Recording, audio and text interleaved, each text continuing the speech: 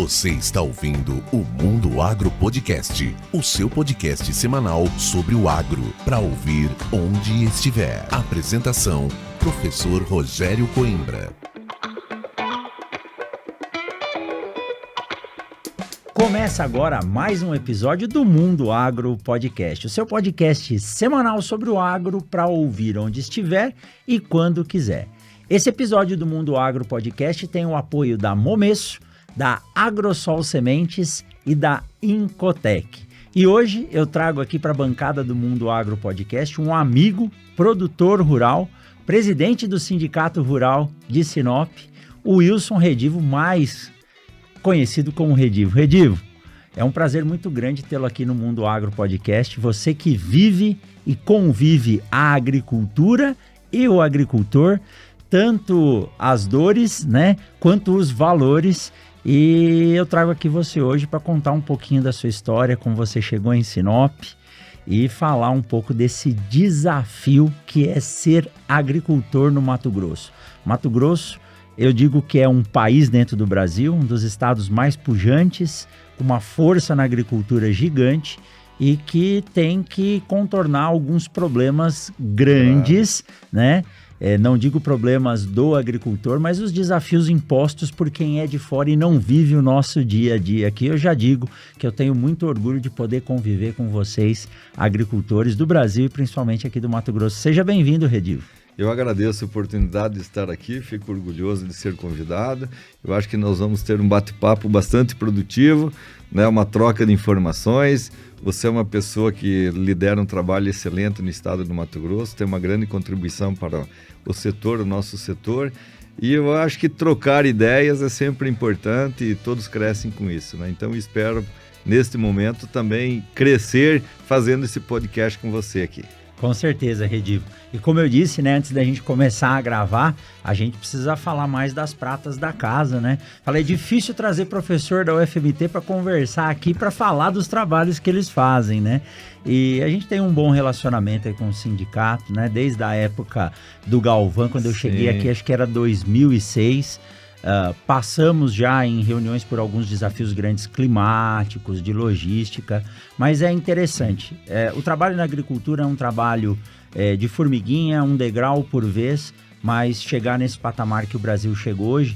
E uma boa notícia é que esse ano a gente já espera uma safra cheia, uma boa safra com condições climáticas boas. Já era a hora, né, Redivo? Porque passamos então, nós temos ainda, uns apuros, eu digo assim, né? Nós temos desafios pela frente nessa safra que está iniciando a colheita agora aí, né?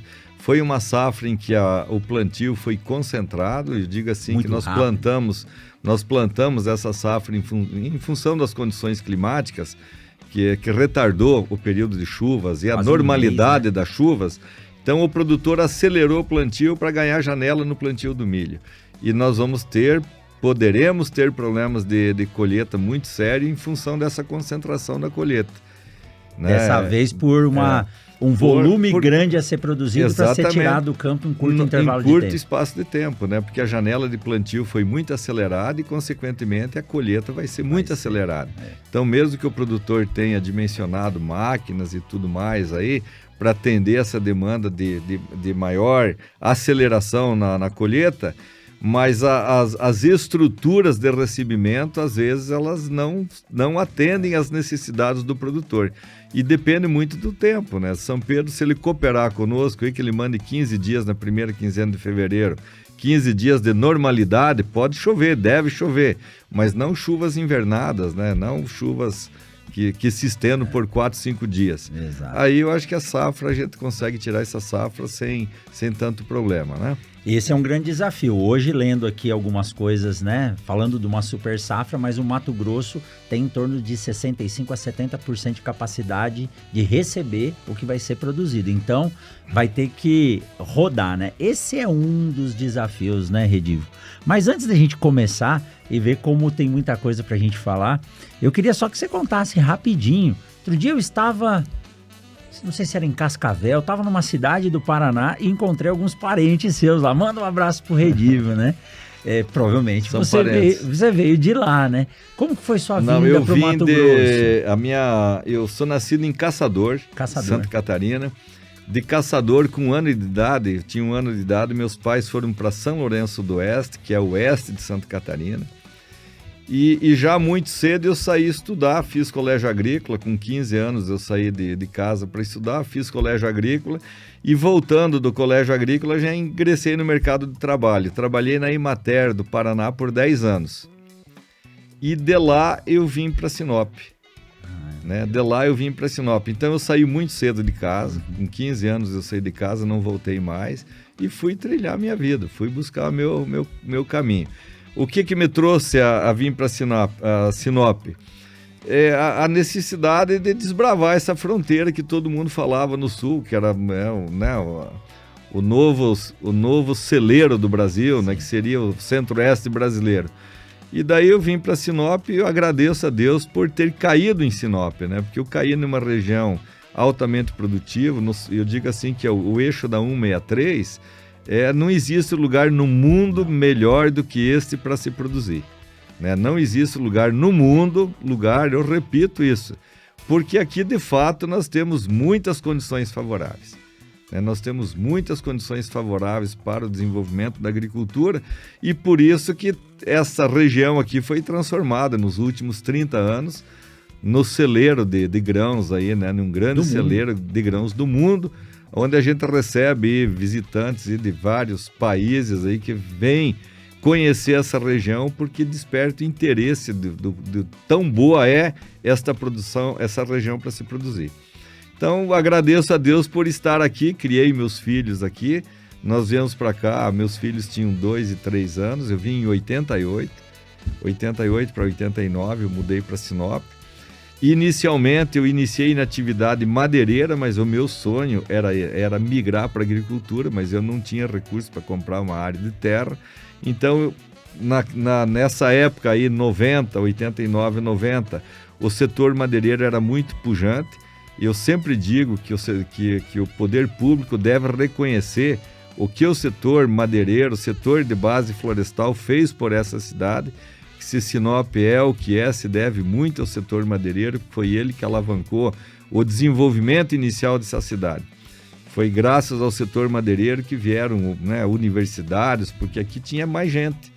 O setor madeireiro empregava muito e aquecia a economia. Nós éramos grandes arrecadadores, o município que sempre teve, se só voltar 30 anos atrás, nós tínhamos aí uma expressão estadual muito forte na arrecadação dado ao setor madeireiro.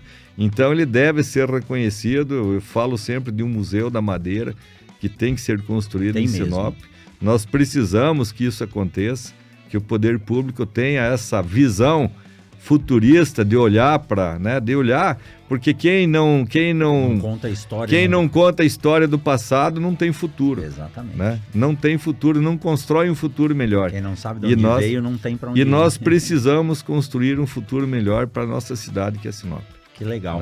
Redivo, e aí do setor madeireiro, que era o meu sonho, eu migrei para a agricultura. Consegui em 2002 comprar uma área de terra, adquiri uma área de terra e ingressei na atividade agrícola no ano de minha primeira safra, foi em 2002, 2003. Isso que você tocou no assunto é interessante, porque hoje se discute muito, desmatamento. Eu falei num episódio passado que o Mato Grosso tem 60% da área do estado preservada. E a maioria, tirando aí as áreas, os parques, de reserva, a maioria está dentro de fazenda.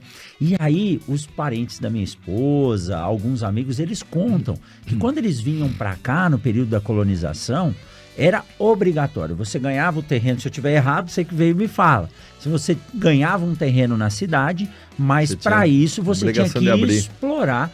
Por quê? Se o país não abrir espaço para se desenvolver, ele não evolui. E isso foi feito de uma forma muito sustentável, porque hoje a gente tem em torno de 10, 11% de área de agricultura, uns 20% de área de pastagem, uma porcentagem pequena, uns 2, 3% de cidade, e o resto é área de preservação. Né? Então, nós temos 61% dos 3 biomas preservados no estado. Dentro do estado. Dentro do estado, 61% estão intocados. São biomas que não foram mexidos, que estão intocados. 61%. E destes 61%, ponto relevante que temos que destacar é que 41% dos 61% são preservados pelos produtores rurais, nas propriedades particulares. Então não são em parques estaduais, não são em parques nacionais, não são em reservas indígenas. As reservas indígenas somam 14,5% da área do estado, que é bastante.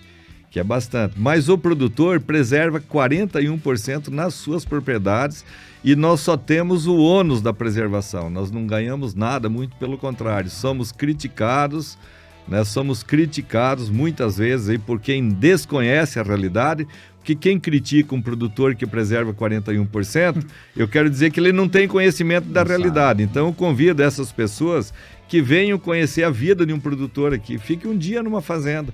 Ele ficando um dia numa fazenda, ele vai conseguir voltar para São Paulo, para um grande centro aí, e ele vai ter uma impressão completamente diferente do que é a vida do produtor, de quanto ele preserva, de quanto ele cuida do meio ambiente. Porque nós, qual é a maior riqueza que nós temos? É a saúde para a gente poder trabalhar, em primeiro lugar, saúde. Segundo, a nossa maior riqueza é o solo. Então, nós temos que cuidar do solo que nós plantamos. E para isso nós fizemos agricultura regenerativa, nós fizemos palhada no nosso solo para melhorar a estrutura, matéria orgânica do solo a cada ano que passa. Nós fizemos plantio direto, que é uma prática que eu acho que revolucionou o cerrado brasileiro e oportunizou essa produção que nós temos hoje, né? O Brasil é exemplo, né? É o maior produtor de soja, segundo de milho no país, né? O estado do Mato Grosso é o maior produtor de soja, maior de milho, maior de algodão, maior de carne bovina. Então nós somos um celeiro do mundo, né? O PIB mato-grossense é o segundo que mais cresceu no Brasil. Em função do quê? Em função do agronegócio. As cidades que vivem no entorno dos municípios em que tem uma agricultura forte são todas cidades pujantes. A exemplo de Sinop, que tem um crescimento de 10% ao ano, né? É um crescimento maior do que a China, nos melhores momentos da China. Está ficando muito grande já, vou ter que mudar para Santa Carmen. Exatamente. Né? Mas os municípios do eixo da 163 e de todo o estado do Mato Grosso, em que a agricultura é forte, os municípios são fortes, porque a agricultura distribui renda. Sim. Ele é um distribuidor de renda, porque ele faz com que as cidades cresçam, o comércio local cresça. Então o cara fala, muitas vezes a gente ouve lá a pessoa, mas tocar uma fazenda de 1.000 hectares, quantos funcionários se tem? Mas quanto emprego eu gero indireto? Eu posso ter 5, 6 na fazenda, 7, 8 numa fazenda para tocar 1.000 hectares. Mas quantos empregos indiretos eu movimento? Muito mais de 30, 40. Se você for pensar em manutenção de máquina, sistema de comunicação, mercado para atender. O comércio vive em função disso, da riqueza. Tanto que quando a agricultura vai mal, toda a economia o setor agropecuário é responsável por 1/4 do PIB nacional. 1/4 da economia. Agora eu pergunto para você, o restante da economia, se não tivesse um agro forte, você ia comprar carro, você ia vender caminhão, você vai vender máquina, vai vender trator, vai vender pneu, vai vender peças, você vai aquecer o mercado de roupas, né, de confecção nos grandes centros. Se a agricultura não é forte, não vai. Então tudo gira em torno da agricultura. Nós temos a expertise de produzir. O Brasil tem a facilidade pelas condições climáticas, pelo relevo, pela extensão territorial. É um país de grande extensão territorial. Então nós temos grandes facilidades. Nós somos, por natureza, produtores. E a gente se especializou nisso. A gente tem expertise da porteira para dentro. Nós temos que melhorar os pontos críticos. Nós temos muitos desafios. O produtor tem desafio para manter a sustentabilidade da sua propriedade. Nós temos os custos sendo elevados a cada dia que passa, a cada ano que passa. Essa variação cambial que nós estamos enfrentando é maléfica para o setor produtivo. Ah, mas o dólar sobe, o produtor não ganha mais? Porque sobe o preço da banana que ganha mais. O trenzinho, né? Quando sobe o dólar, eles baixam o preço do dólar na Bolsa de Chicago, baixa o preço do dólar em bucho, né? E o dólar pode estar 5,80 ou 6,40 e o soja esse ano não saiu do 110. O custo da tecnologia está indexado no dólar também e sobe, né? Agora, o contrário, quando eu vou comprar os meus insumos, né? Eu vou comprar os meus insumos no ato que ele é reajustado em dólar, porque é no dia que eu faço o pedido, ele vê a variação, né? O PETAX do dólar lá no dia e é convertido para mim pagar em reais.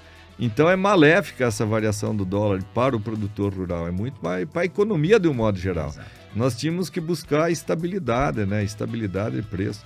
Nós temos outro problema que nós enfrentamos, juros altos, né? Os juros altos aí para você produzir, né? E tudo isso é em função da variação cambial, que afeta também, da instabilidade do governo, né? Então, o produtor tem sérios desafios pela frente, né?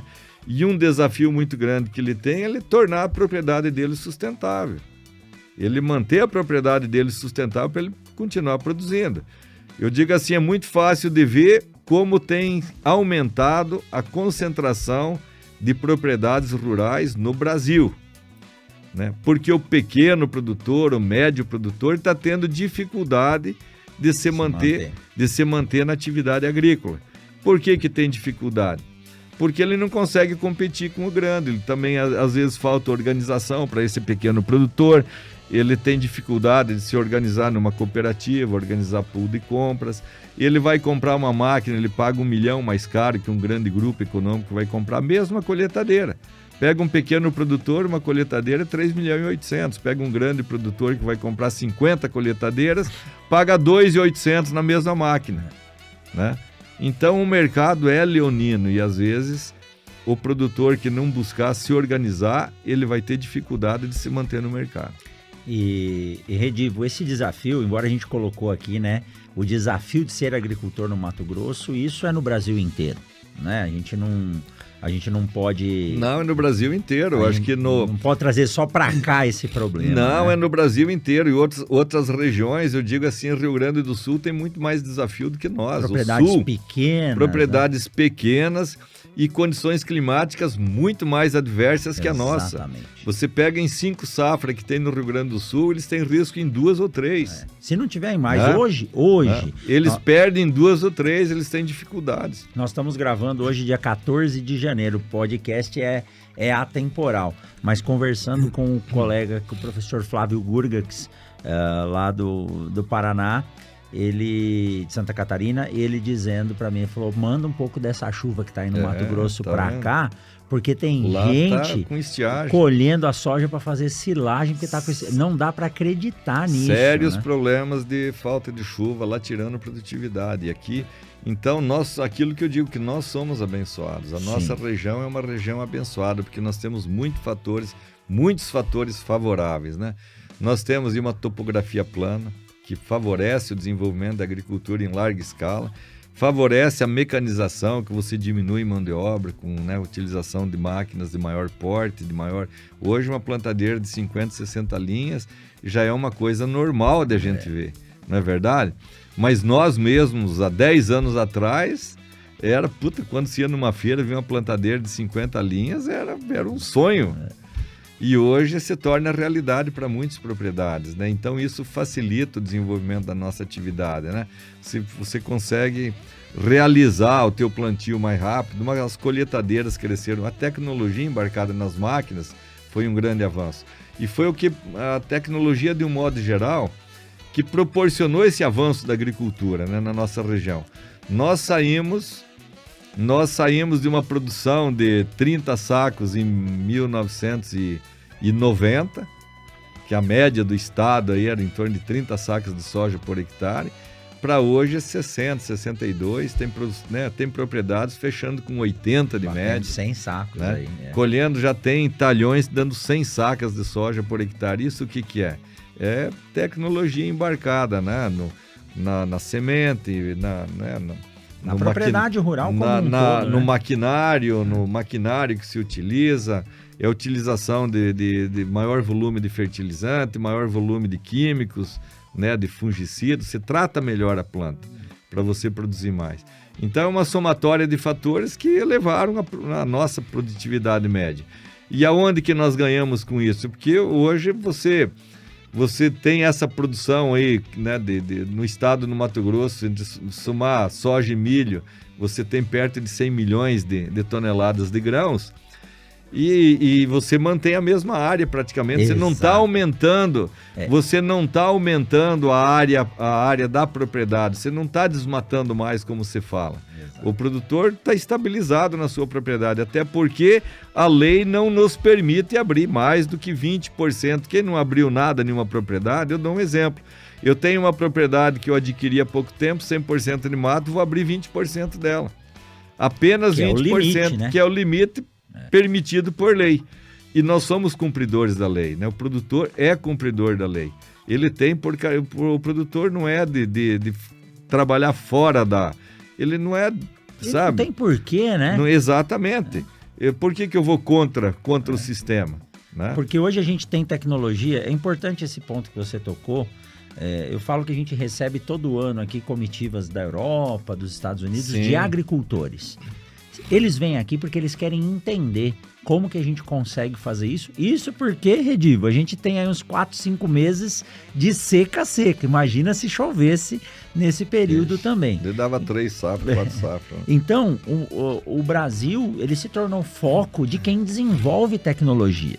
Então, conversando com o presidente da Fundação Rio Verde, que é presidente da Feira de Lucas do Rio Verde, num dos episódios anteriores, ele falou assim, fui na Progress Farm Show, não tem nada a perder para o Brasil hoje. Então, a tecnologia está aqui. Está aqui. O outro ponto importante, você falou que nós temos 61% de área de reserva. A agricultura ocupa aí uns 10 a 12%. Quando a gente começar a interagir mais, o que já está acontecendo agora, com a pecuária, nós podemos mais que dobrar a área produzida Sim. de grãos, fora esse ganho que nós tivemos. Saímos de 30 sacos na década de 90 e nós estamos falando de 80 sacos agora. A produtividade média é 60, né? No estado do Mato Grosso se espera, né? Sim, mas a gente tem condições, potencial, se o clima ajudar, isso. de produzir mais. Então, tecnologia, isso é um ponto fechado já, que a gente não precisa mais explorar recurso natural para poder produzir. A gente tem tecnologia para isso. Olha, o Mato Grosso planta 12 milhões e 800 mil hectares de soja, né? Em uma área de 90 milhões de hectares, né? 90. Então, se pode ver que nós ocupamos muito pouco do nosso território, né? Muito pouco. E as áreas, você muito bem disse, que estão sendo convertidas áreas de pastagem e o nosso rebanho está aumentando, a nossa produção de carne está aumentando, diminuindo a área, mas mais eficiente. Mas nós estamos sendo eficientes também na pecuária. Por quê? Porque quando você faz o consórcio agricultura e pecuária, é o tal do ganha-ganha, todos ganham com isso.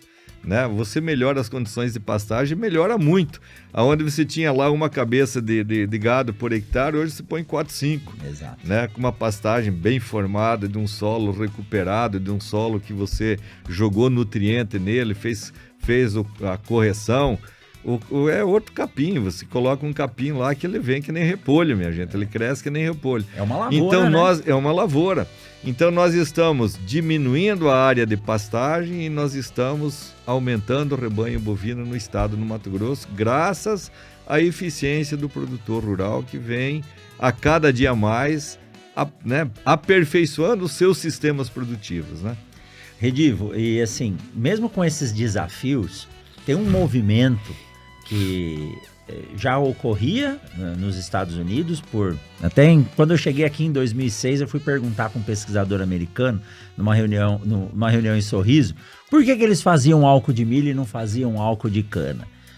Eu, novo, né, jovem, sem saber fazer as perguntas, ele bateu a mão no meu ombro e falou, meu amigo, nós sabemos produzir milho. Ou seja, ele respondeu tudo. E hoje a gente viu a pujança das plantas de produção de etanol que entraram no Mato Grosso. Isso deu uma vantagem boa para o produtor aqui. Excelente. Né? Porque uma das coisas que mais me assustou quando cheguei no Mato Grosso, Redivo, e está aqui, né, na nossa pauta como desafio, é logística. Porque eu produzi 1 tonelada de milho aqui para levar para um porto em Santos ou para levar para uma cooperativa lá em Santa Catarina para transformar em porco ou frango. O custo é inviável, né? Então a gente trouxe isso para cá. Nós tivemos uma fase aí que o produtor vendia um saco de milho a R$10 e ele pagava 15 de frete, né? O frete para levar até Miritituba dava R$15. Então você tinha um custo de frete maior do que o valor. Então por isso que a cultura de milho não era uma cultura marginal. O produtor plantava milho, mas não investia tanto, porque ele não dava rentabilidade. O produtor precisa, em primeiro lugar, para ele se manter na atividade, ele precisa ter renda. Ele não pode plantar. Ninguém planta por prazer, ninguém planta. Nós temos o prazer de plantar, mas nós precisamos ter sustentabilidade na atividade que a gente exerce, tornar ela sustentável para você poder dar continuidade. Então a vinda das indústrias de transformação de milho e de etanol ajudaram a dar uma estabilidade no preço do milho, ajudaram a, né, você passou a consumir aqui o álcool, o etanol, ele proporciona o pagamento, né, as indústrias têm condições de pagar um preço melhor e mantém uma estabilidade no preço, mesmo agora que caiu, mas está 45, muito diferente de 10, que era poucos anos atrás. Exato. Né? Então, você vê 4,5 vezes a mais, né? 45, hoje 50. Há 2 anos atrás teve 75 o preço do milho. Então, nós precisamos de industrializar, né, os nossos produtos. Agregar valor. Porque nós temos que agregar valor, exatamente. Por que nós vamos exportar nossos produtos primários? A gente pode e agregar para a valor, gente gerar emprego e renda. Eu conversando com o Flávio da Impasa aí, agora, recentemente, se você exportar 1 tonelada de milho, de milho in natura, o Estado, vamos dizer assim, o que fica de imposto dessa 1 tonelada não dá R$15 por tonelada. Não chega a dar R$1 por saco que fica retido para mover o Estado. Agora agrega o valor aqui dentro. Agora, uma indústria de etanol, ela deixa R$300 de 1 tonelada de milho. Sabe? Olha, então é uma diferença imensurável, é 20 vezes mais, minha gente. É 20 vezes mais. Então, depois que veio a Impasa, a gente pode citar o nome, porque tem que ter orgulho de citar até, não é fazer propaganda para a Impasa, mas depois que veio a Impasa, FS em Sorriso, essas indústrias, quantos empregos elas estão gerando de forma direta e indireta nessa região? Vocês têm uma noção de quantos empregos são? Né? A Impasa, em épocas de pico aí de recebimento de milho e expedição de produto, recebe mais de 800 bitrens por dia. Entra e sai mais de 800 bitrens por dia que movimenta lá. Então, olha só a geração de emprego de motorista, de pneu, de borracheiro, manutenção desses caminhões, casas para morar todo esse pessoal que tem aí. A mulher vai trabalhar no comércio, está trabalhando, vai fazer pastel, enfim. Sabe? Aquece a economia. É isso que faz a economia de uma cidade se tornar pujante. Né? São esses fatores e a somatória desses fatores que fazem com que Sinop tenha se projetado nessa cidade maravilhosa que é hoje. E digo isso assim, sentindo na pele, como professor aqui, tem uma ex-aluna nossa que formou, trabalhou no nosso projeto no laboratório de sementes e acabou indo lá porque não tinha mão de obra para o laboratório de DDG. Então a Maria Shirlane está trabalhando lá. Que bacana. A Impasa, agora com essa atualização de planta e autorização da ANP, se eu não me engano, vai ser a maior planta do mundo em produção de etanol dia, né? Ela tem capacidade de esmagar 200 mil sacas de milho por dia. Quantos milhões de litros isso dá por 200 mil sacas de milho. É muito volume, minha gente. Né? Agora, é bom que se diga de um outro diferencial da nossa região, que eu não comentei, mas é bom que se fale, que nós somos um dos poucos lugares do mundo né? Nós temos um diferencial muito grande com a Europa, Estados Unidos, em termos de produção, porque lá eles fazem uma safra por ano, né? O americano, ele tem que escolher se ele vai plantar milho ou vai plantar soja. Ele não tem janela para o plantio de 2 safras. E nós aqui, nós temos a felicidade, né? E é um diferencial muito grande, né? Um fator muito grande que diferencia dos demais produtores. Nós temos a felicidade de plantar o soja, e hoje não é mais safrinha de milho, é safrona de milho. É uma safra cheia de milho.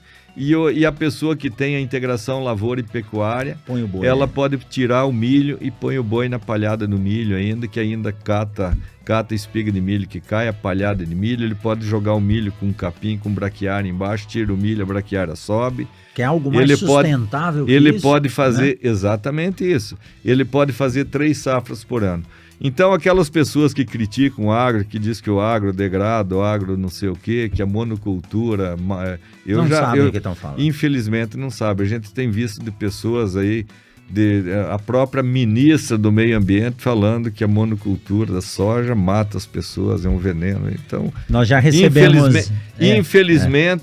Infelizmente nós temos que conviver com isso, né, que é muito triste de um produtor ouvir isso da boca de uma ministra de Estado. Mas é fácil de combater, é só vir aqui, é que não pisa aqui, né? Se vier aqui pisar e mostrar. Nós recebemos em 2016 aqui, 2016, 2017, o professor Ratanlau, que é um dos mais conhecidos. Eu tive o prazer de acompanhar ele, né? Nós acompanhamos juntos. Né? O professor Ratanlau, para quem não conhece, ele foi prêmio Nobel junto com o ex-vice-presidente dos Estados Unidos, Al Gore, e ele é um dos maiores especialistas em fixação de carbono. E rodando com ele nas áreas, ele falava assim, a agricultura é o que tem o maior potencial de fixação de carbono. De fixar carbono, recolher aquilo que a indústria tem que gerar, porque desenvolvimento não é feio para ninguém. Então, em algum lugar, alguém vai ter que fazer um pneu, vai ter que serrar um ferro, alguma coisa, vai gerar algum gás, alguma coisa que... Só que alguém precisa recuperar. E aí eu, inocentemente, como sempre, fui falar para ele, professor, li um trabalho dos professores da UFSCar com pesquisadores da Inglaterra, falando que a cana só perde para uma mata em desenvolvimento e fixação de carbono.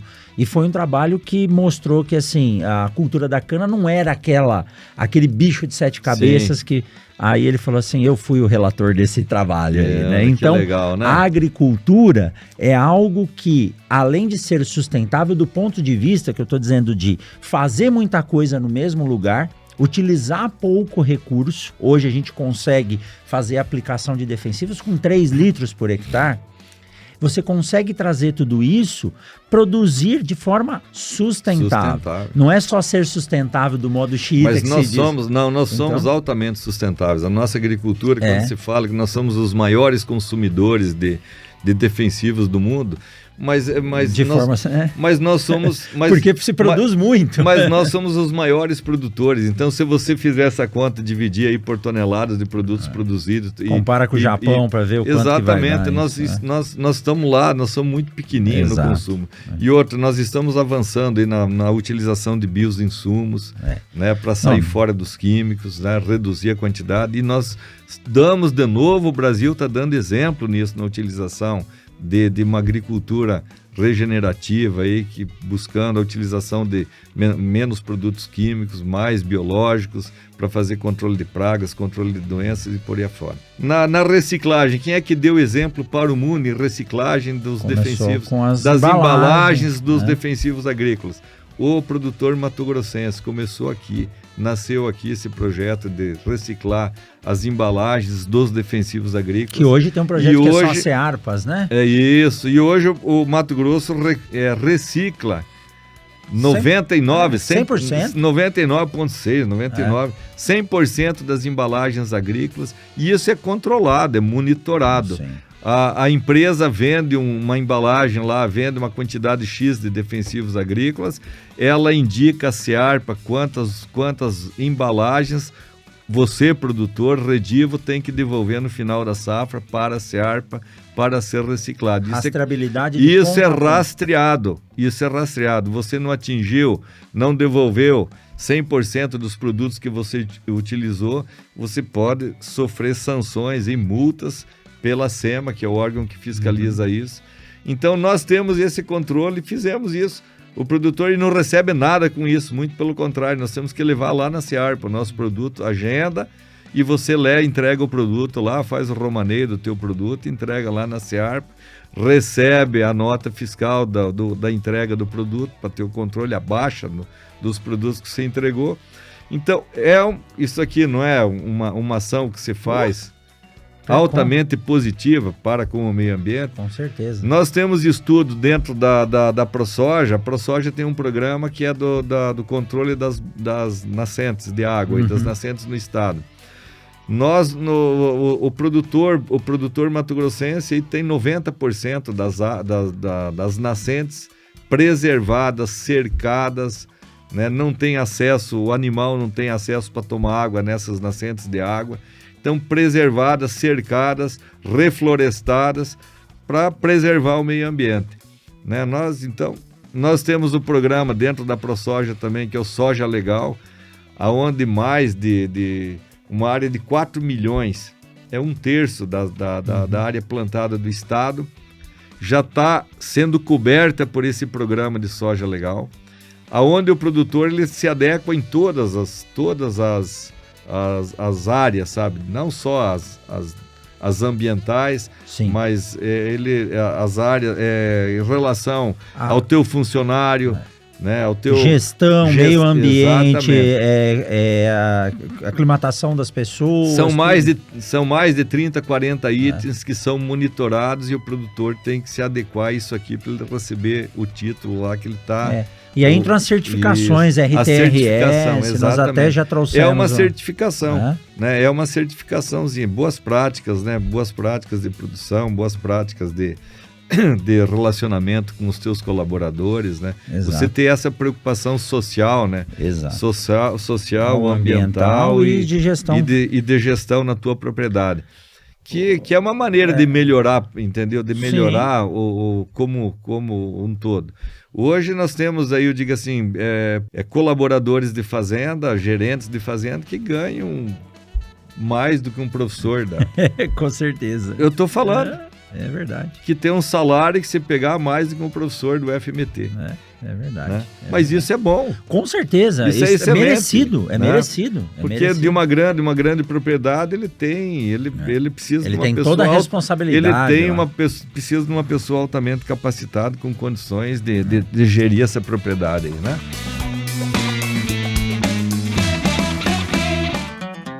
Eu tenho certeza que você está gostando desse bate-papo. Então vamos aproveitar essa pausa para te dar um recado da Momesso. A Momesso conta com o CEM, Centro de Excelência Momesso, onde são feitos testes constantes de novas tecnologias e também o aprimoramento dos equipamentos por ela desenvolvidos, além da realização de treinamentos para empresas, clientes e parceiros. A grande expertise da Momesso está em criar parcerias duradouras, oferecendo soluções personalizadas para o tratamento de sementes. Para conhecer mais a Momesso e também o Centro de Excelência, acesse www.momesso.ind.br. Momesso, excelência no tratamento de sementes do on-farm ao industrial.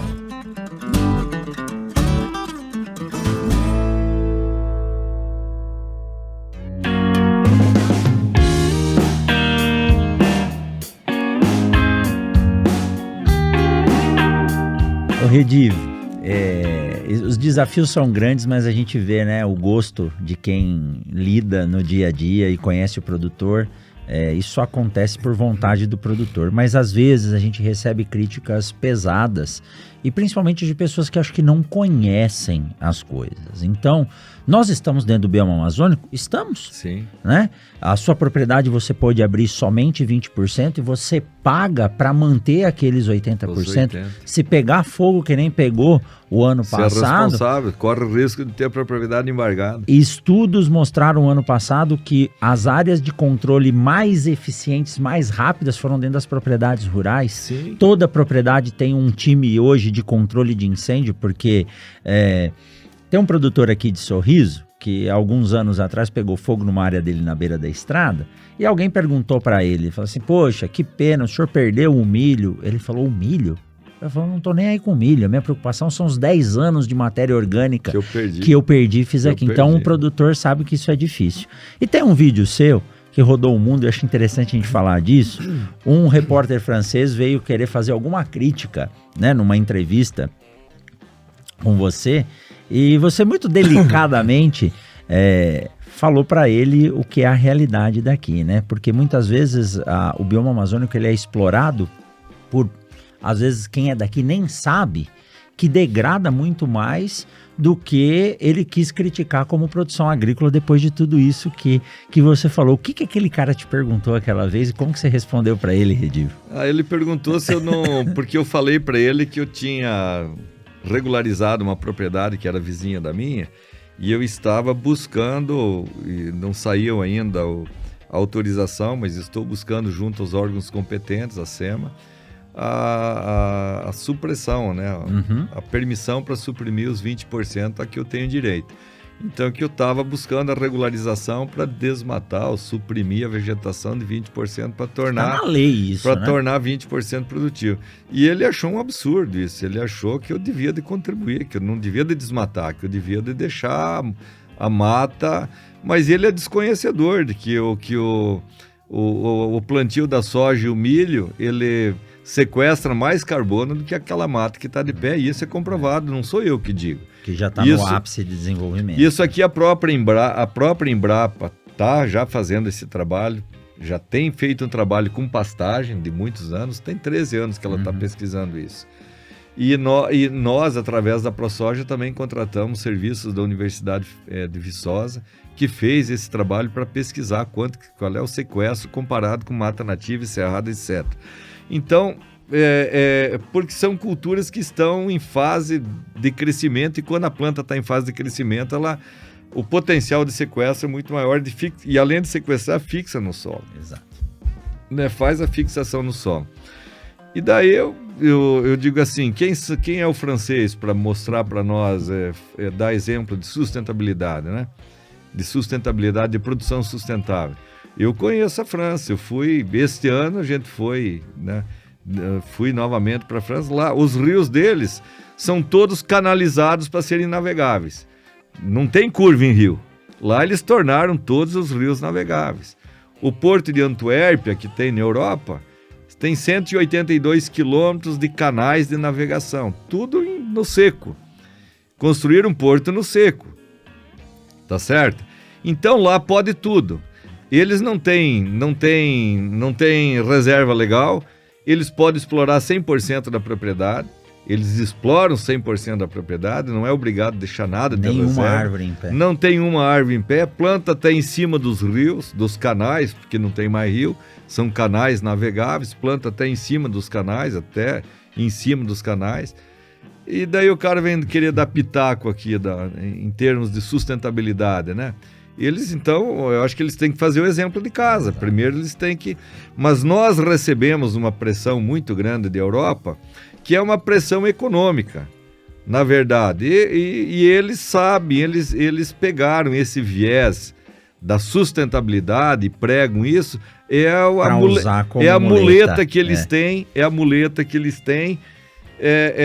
para rebater a ineficiência que eles têm lá na produção. Que eles não têm competitividade. Eles não têm competitividade com nós. Então eles têm que... É o amuleto deles lá. Eles batem o pé na... Né? Então o que eles querem? Querem produção lá e querem floresta, manter as florestas aqui em pé aqui. Né? E porque assusta. Imagine o Brasil com todas as restrições ambientais que tem. Tem esse potencial produtivo que é imensurável, que é fantástico. Você imagine se a gente pudesse plantar 50% como era quando nós viemos para cá. Quando nós viemos para cá, até 2008, você podia abrir 50% da sua propriedade. Então isso nos foi tirado o direito de abrir 30%. E foi tirado e nós não ganhamos nada em troca. Não pagaram por aquilo. Não pagaram por isso, nós não ganhamos nada com isso. Hoje, para manter 80% da mata em pé de uma propriedade que não foi aberta ainda, você só tem o custo de cuidar disso aí, que não passe fogo, porque você é responsável. Você tem que pagar imposto dessa área, você tem que manter essa área, entendeu? Manter, cuidar que não pegue fogo, cuidar que não roube madeira, cuidar que não tire madeira. Quase nada de exploração econômica. E você não pode nem tirar um palanque lá para fazer uma porteira. Você não pode nem tirar uma árvore de Itaúba para fazer uma porteira, porque em tempo real o satélite pega você lá e embarga a tua propriedade, corre o risco de embargar a propriedade. Então é muito contrassenso do cara vir querer que você faça mais do que você está fazendo. Ele foi o que ele perguntou. Né? Eu digo, olha, eu acho que você tem que... Né? Olhar melhor, né? Eu dei uma enquadrada nele, né? Eu perguntei o que ele faz. Qual é a contribuição dele para com o meio ambiente? É tão fácil criticar os outros, mas o que ele contribui? E aí ele não tinha o que Qual falar, é a tua né? contribuição para com o meio ambiente? O que a Europa faz para melhorar o meio ambiente? Né? Qual é a contribuição da Europa para com o meio... Quem são os maiores poluidores? Eu perguntei, quem são os maiores poluidores do mundo? Quantos % de emissão o Brasil... Né, do total de gás carbônico que vai para a atmosfera, qual é o percentual que o Brasil emite? Qual é o percentual que a China, os Estados Unidos e a Europa emitem? O Brasil é isso aqui, é insignificante. E nós somos os maiores preservadores, né? Vocês não têm restrição nenhuma e você vem querer dar pitaco aqui, né? Você vem querer dar lição de moral aqui para mim, achar que eu devo fazer mais do que eu faço, né? Se você fizesse a mesma coisa que eu estou fazendo... Teria o direito de falar o mundo seria outro, foi o que eu disse para ele. Nós viveríamos num mundo completamente diferente do que estamos vivendo. Acontece que vocês são acostumados a fazer, né? Às nossas custas. Então, acho que tem que dar limite nas coisas. Né? E ele foi enquadrado mesmo. E, Redivo, quando a gente diz em competitividade... É bom que fique claro que a gente não está dizendo que a gente quer produzir mais do que eles, mas nós estamos ajudando, porque o Brasil o Brasil coloca 1 a cada 5 pratos na mesa em termos de alimentos. E eu comentei já no episódio que eu gravei com o Ricardo Arantes, mas vale a pena falar de novo. Tem uma propaganda que mostra, fizeram um ensaio lá, era para criticar mesmo a capacidade de produção na Alemanha, e eles tiraram todos os produtos das prateleiras de um mercado que não eram produzidos na Alemanha. E soltaram não sobrou nada. As pessoas para entrar para comprar. Prateleira vazia. Então tinha uma garrafinha de bebida aqui, tinha um queijo, um outro negócio lá. Sim. Então hoje o mundo, ele é interdependente. Se nós temos essa condição dada por Deus de poder produzir, fazer 2, 3 safras, potencializada pelo homem que suou, né? Hoje a gente reclama de andar aqui em estrada esburacada. Eu gosto de conversar com o pai do Jonas, com o pessoal que chegou aqui na década de 60, 70, que eram 5, 6 dias para vir de Cuiabá para cá. De vez em quando é bom a gente ver o que aconteceu quando você veio aqui. Era muito mais difícil, né? Então... eu para ir na minha fazenda levava 3 horas, 3h30. Hoje vai em nem 1 hora. Olha aí.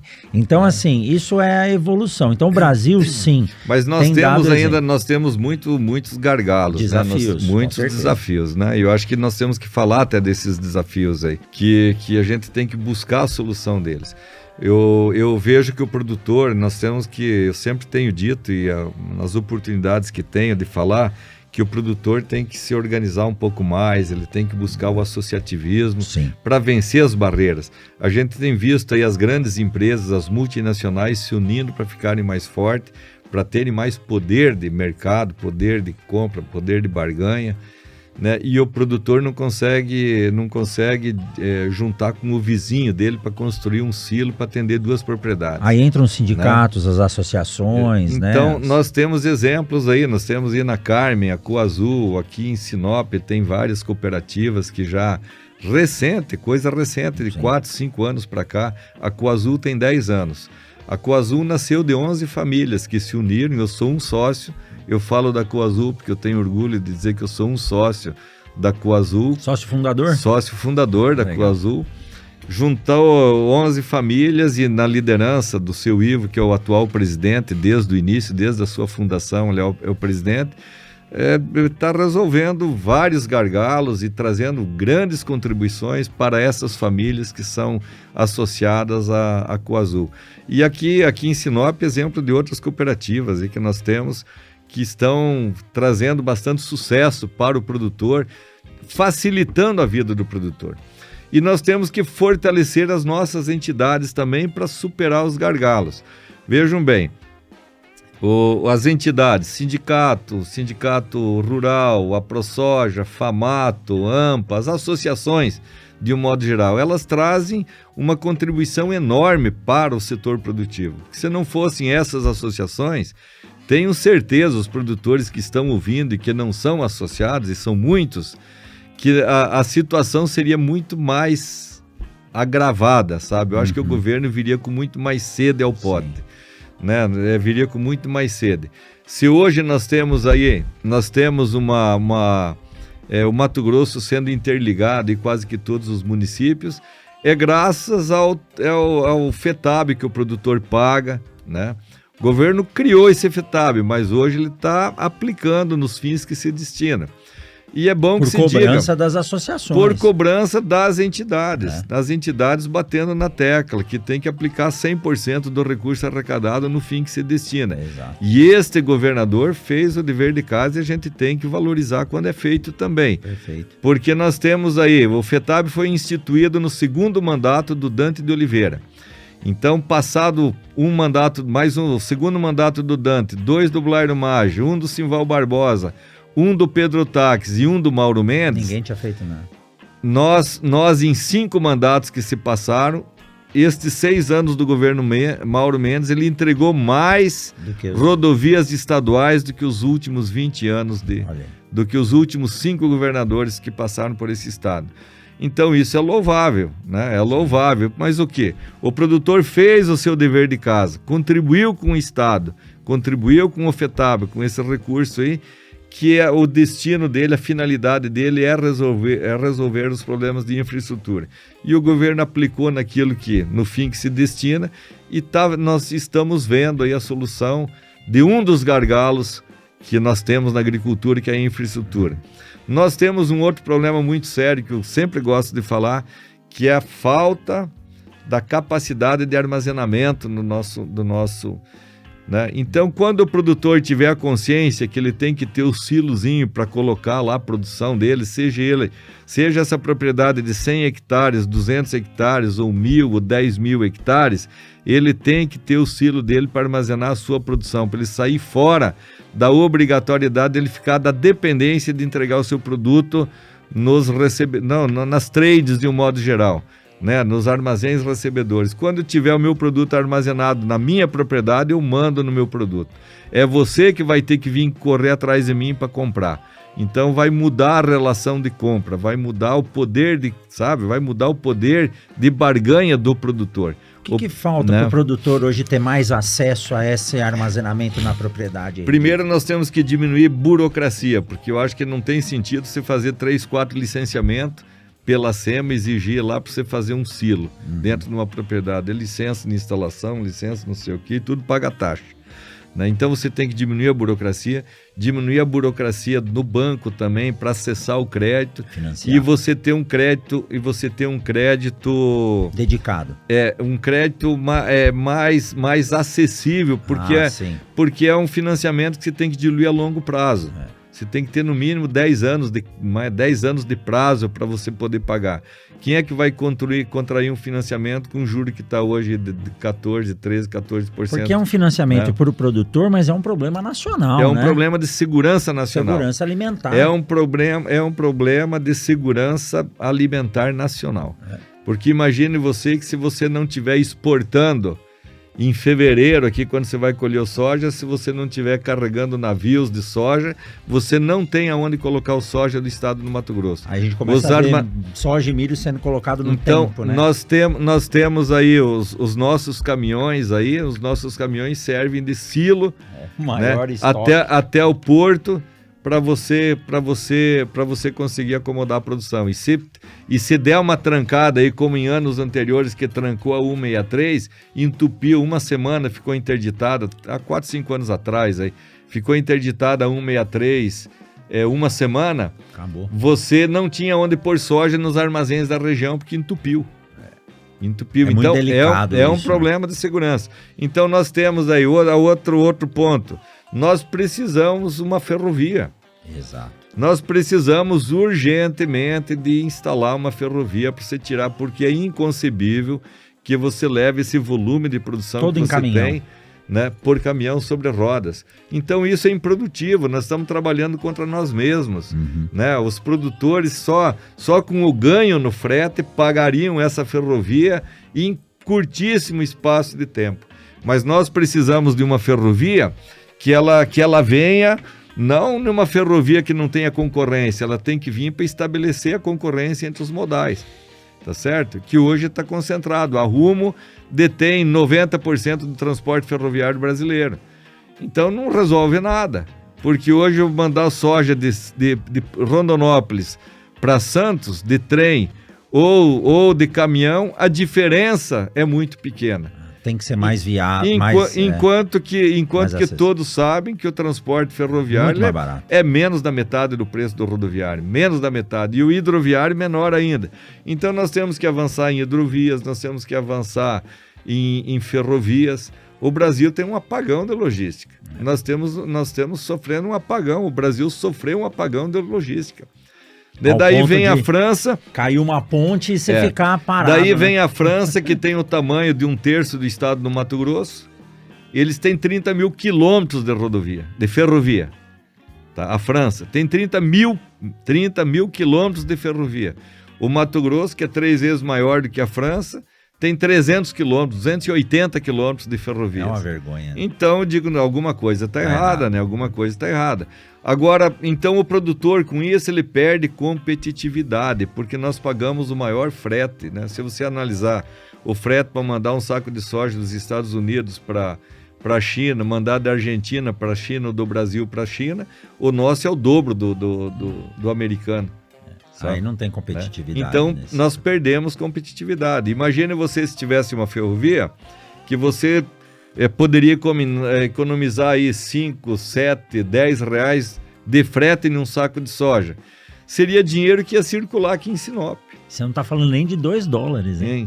Quanto não aqueceria o comércio local, quanto não ia evoluir essa cidade, não poderia ser reinvestido no próprio mas sistema. Seria reinvestido com toda certeza. Né? Seria reinvestido. Então nós temos que avançar nisso aqui, nós temos que destravar. E o que emperra essas questões, ela está parada, a Ferrogrão está parada por quê? Por uma questão ambiental. Porque passa no Parque do Jamanchim, que é um Parque Nacional do Jamanchim, que tem uma área de 869 mil hectares. Tá? O Parque do Jamanchim tem 869 mil hectares. E a área que foi desafetada para passar a ferrovia não dá 500 hectares. Nossa, então é uma coisa insignificante. Você vê que não é ambiental a coisa. Né? A coisa não é ambiental. O interesse de trancar a construção da ferrovia, qual é o sentido de alegar que uma ferrovia vai trazer danos ambientais para a região? Quantos 1.000 litros de óleo diesel você deixa de consumir? Quantos pneus você deixa de... Quantas vidas você deixa de ser, né? Quantas vidas você vai poupar... Numa estrada. Né? Você fazendo uma ferrovia em relação à estrada que nós temos, que é uma rodovia da morte aí. Essa BR-163, eu digo que é a rodovia da morte. Né? Hoje você vai para Cuiabá, com a duplicação que o governo está fazendo e o governo do estado está fazendo, você vê, nós pagamos 10 anos pedágio, sem mudar nada, nem tapa-buraco não faziam. Passando para o MTPAR, passando, né, para o governo do estado a privatização dessa rodovia da BR-163, que é uma das poucas do Brasil, aí, uma rodovia federal que foi privatizada para o governo estadual, né, foi pedagiada pelo governo estadual, concessionada, né? O governo assumiu a concessão dessa rodovia federal. Hoje nós já temos aí, em um ano, passado um ano e pouco, né? 100 quilômetros ele entregou agora. Eu tive o prazer daí na entrega dos 100 quilômetros em Mutum. E de primeira, que foi, né? De primeira, é rodovia de primeiro mundo, rodovia que, né, todo o entorno da rodovia rampeado, vai plantar grama com toda certeza. Vai ter balança para pesar caminhão. Vai ter balança para pesar caminhão e assim por diante. Então nós temos que evoluir em logística, né? Olha o nosso aeroporto aqui, que foi privatizado. Olha a evolução que nós tivemos depois que privatizou. E o governo, Eu digo assim, o governo ele tem que cuidar de 3 pilares, que é saúde, educação e segurança pública. O resto, minha gente, é a iniciativa privada que tem que assumir. O governo tem que regulamentar. Ele tem que ser um órgão regulamentador. E, infelizmente, isso deixou de acontecer nesse governo que está aí. Né? Deixou de acontecer, o governo não tem essa tendência de privatizar as coisas. Né? Quer abocanhar tudo, quer fazer tudo, que a gente sabe por quê. O aeroporto de Sinop cresce, né? Dia a dia o movimento, né? Depois dessa reestruturação. Né? Nós temos aí que de janeiro de 2024 até outubro de 2024 passaram pelo aeroporto de Sinop 336 mil passageiros. É mais do que a população de Sinop. Então você vê em 10 meses, dá 33 mil, né, 33.600 por mês aí, que passaram pelo aeroporto de Sinop. É um número fantástico, né? São poucas cidades com 200 mil habitantes que tem... Que 6 voos diários. 6 voos diários, 3 empresas aéreas e fazendo voos aí, a Latam, a Gol e a Azul fazendo voos diários aí. São poucos. Fora os voos privados, né? Que é um dos grandes movimentos também. Então isso demonstra a pujança dessa região, né? Demonstra a pujança dessa região aqui. Nós somos um polo, né, de prestação de serviço. Nós temos um outro fator muito fundamental, que eu digo assim, as universidades que aqui estão instaladas, que isso ajudaram e contribuíram muito para o desenvolvimento de Sinop. Né? Tem 16, 18 mil estudantes universitários que aquecem a economia, mantêm a economia local. Isso aqui, cada estudante deixa 3, 4, 5 mil reais por mês no comércio local, alugando kitnet, carrinho que usa, posto de combustível, restaurante, roupa, comércio, enfim. Né? Médico que precisa de médico para tratar da saúde, etc. Né? É a vida pujante dessa região. Então o setor educacional tem uma grande contribuição. Nós temos um outro setor que é relevante aí, que é o setor de assistência médica da nossa região. Né? Nós temos especialidade em todas as áreas, né? Particular, mas nós temos. O cara quer fazer um implante de lente, ele vem aqui. Ele quer fazer o tratamento de pedra, ele vem aqui. Mulher quer fazer qualquer procedimento estético, ele vem em Sinop, vem de Novo Progresso, de Nova Bandeirante, de Alto Floresta, enfim. Nós somos um polo de prestação de serviço, né? Sinop é um polo. Hoje, o que você pensar que tem em São Paulo, aqui tem também. No mesmo padrão de qualidade. No mesmo padrão de qualidade. Então, isso se deve a uma cidade pujante, que está em franco crescimento, e esse crescimento veio lá do setor madeireiro e depois do setor agropecuário. Que integrou tudo isso. E hoje a agricultura que está sendo responsável por isso aqui. Quando dá um período crítico para a agricultura, converse com comerciantes para ver. As vendas caem, as vendas reduzem, ele tem problema, né? Então nós somos os promovedores da rentabilidade, da sustentabilidade econômica dessa região. E com bastante orgulho, né? Com certeza. Redivo, eu vou te dizer, né? Você tocou no ponto da educação. Eu tô para completar quase 20 anos já de universidade. Nem parece, né? Não pelo corpinho, mas pelo tempo. Eu fui num dia de campo, aqui a semana passada, e em cada empresa, cada estação que a gente passava, tinha pelo menos um ex-aluno lá. Isso dá um orgulho muito grande, porque a gente consegue alimentar os profissionais de qualidade na região, não só na agricultura, mas nas ciências médicas, saúde, professor e assim por diante. Redivo, os desafios são grandes. Você tem uma experiência muito grande. Antes de começar, você falou, Rogério, por favor, me pergunte. Não precisa perguntar, porque você tem tudo na ponta da língua já. E baseado em números. É importante ressaltar para vocês que estão com a gente aqui no YouTube, no Spotify, ou ouvindo aí no seu fone de ouvido, a importância do associativismo. Eu costumo dizer que sozinho a gente pode ser mais rápido, mas unido a gente vai muito mais longe. Esse exemplo do FETAB, se não fossem as associações, as entidades a cobrar que esse imposto seja aplicado de forma correta, ele poderia estar sendo usado para outras coisas. Então, você, agricultor que não está ainda envolvido ou associado, busque o sindicato, busque a ProSoja, busque a FAMATO, busque as cooperativas, né, de compras e de tecnologia, para que você possa estar no mesmo padrão de todos. E isso ajuda um pouquinho o que se cobra, né? O professor que veio aqui o ano passado, ele falou que lá no Kansas cobra-se 3 centavos de dólar por saco de trigo entregue. Com isso, eles fomentam a agricultura, o desenvolvimento, a sucessão, trazendo os filhos dos agricultores para entender o que acontece. Então, você que está ouvindo a gente aí, procure, né, o Redivo aí na sua região e se torne um associado. Muito obrigado, viu, Redivo? Acho que nós vamos precisar de mais uns 2, 3 episódios para você contar tudo que você tem aí, né, para discutir, mas é importante trazer para o nosso público que está em São Paulo, Rio de Janeiro, Belo Horizonte, Manaus, embora seja um podcast do agro, a gente está nesses grandes centros, para que conheçam um pouquinho mais da pujança, que é muito vista, mas também dos desafios que é para a gente poder produzir alimento e segurança alimentar. Muito obrigado, viu, Redivo?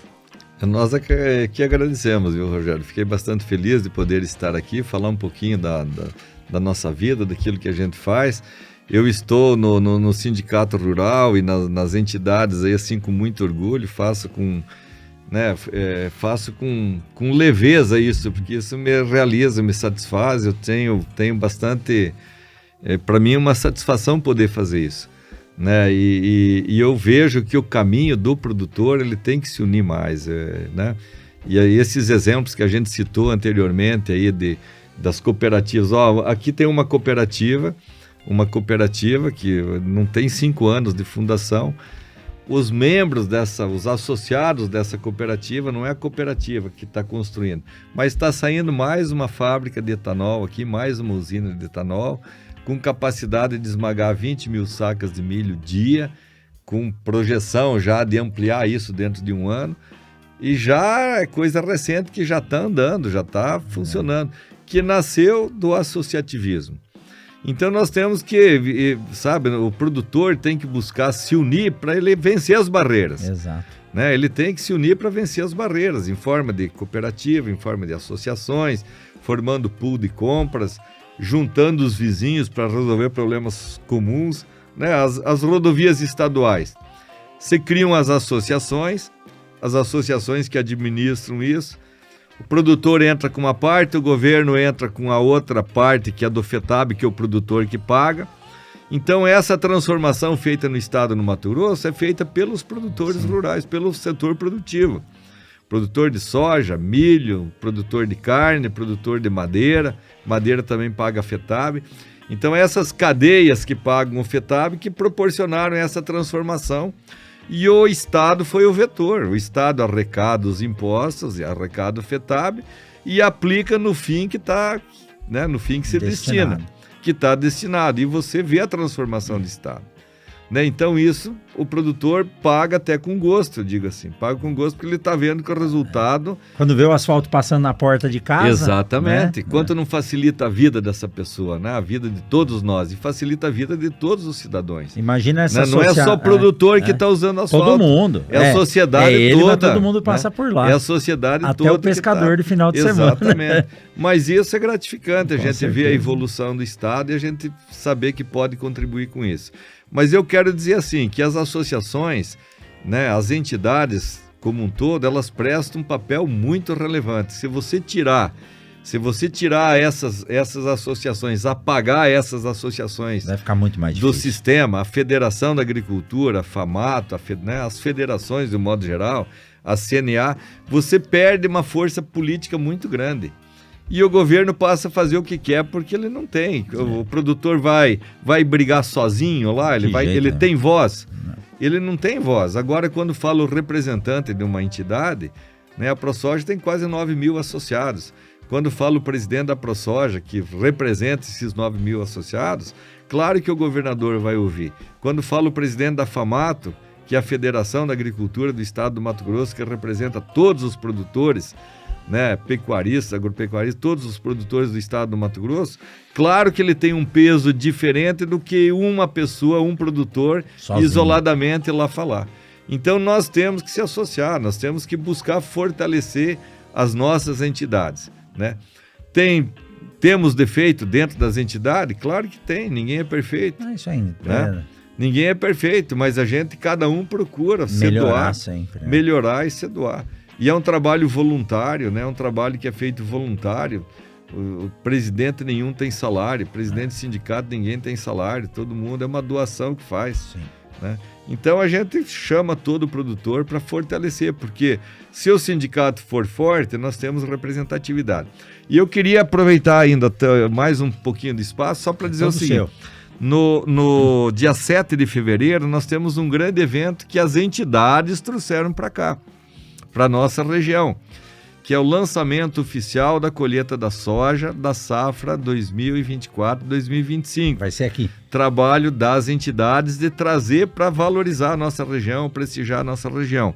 Vai ser no dia 7 de fevereiro, na propriedade do senhor Invaldo Veiz, a Fazenda Esperança, a propriedade do senhor Invaldo Veiz, no município de Santa Carme.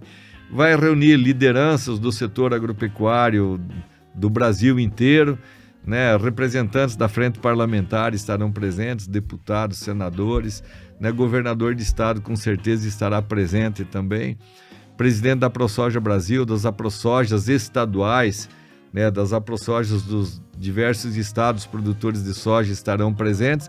É um evento nacional. É um evento nacional que simboliza, né, que é um ato oficial em que é feito o lançamento, né, um lançamento simbólico da colheita da soja no estado, e vai ser aqui no estado do Mato Grosso, na nossa região de Sinop. Então a gente aproveita para convidar todos, é no período da manhã das 8 às 12, o acesso é muito fácil na propriedade do senhor Invaldo Veiz na Carme, 5 quilômetros do município da Carme, da sede da Carme. Convida todo o setor, os universitários, né, os professores, já fica o convite aí, Rodrigo, para vocês prestigiar esse ato, levar os alunos da área agrária, das agrárias lá, e a gente fazer um grande evento para demonstrar, né, o nosso potencial da nossa região e a capacidade da nossa região também em organizar eventos dessa grandeza. Que joia! Vamos estar lá sim, com certeza. Então, dia 7 de fevereiro, das 8 às 12, no município de Santa Carme, na propriedade do senhor Invaldo Veiz, a Fazenda Esperança. Todos estão convidados. Que joia! Muito bom. Bom, eu vou deixar aqui na descrição desse episódio o contato do Sindicato Rural de Sinop, AproSoja Mato Grosso, AproSoja Brasil e FAMATO. E aí, através desses contatos, quem quiser tirar mais informação, tá aí. Redivo, muito obrigado. Antes de finalizar, a gente sempre traz uma lembrança que é um bonezinho do Mundo Agro Podcast. Esse é para não se perder na pescaria. Vamos colocar ele, né? Aí, vamos colocar ele para ficar. É isso aí. Né? O Mundo Agro Podcast está sempre aberto. Quando vocês tiverem alguma novidade como essa, que é o lançamento da colheita da safra 2024-2025, fiquem à vontade para vir aqui e divulgar isso junto com a gente. Para você que ficou com a gente até agora, saiba que na semana que vem tem mais um episódio do Mundo Agro Podcast. Forte abraço, Redivo. Uma ótima colheita a todos. É o que desejamos, né? Felicidade a todos e que tenham uma colheita bem produtiva e sem intempéries, né? Sem atrapalho, né? Que Deus ilumine a todos, mande sol na hora certa, chuva à noite, né? Se não é pedir demais. É isso aí. Valeu, pessoal. Até a próxima. Até mais. Tchau, tchau.